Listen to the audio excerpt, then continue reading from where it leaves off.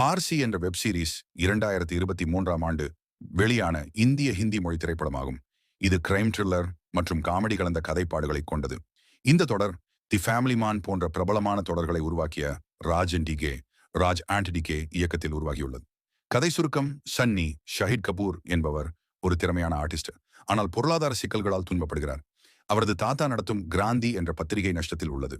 இந்த நிலைமையை மாற்ற சன்னி மற்றும் அவரது நண்பர் ஃப்ரோஸ் பூவான் அரோரா இணைந்து போலி 500 ரூபாய் நோட்டுகளை அச்சிடத் தொடங்குகிறார்கள்.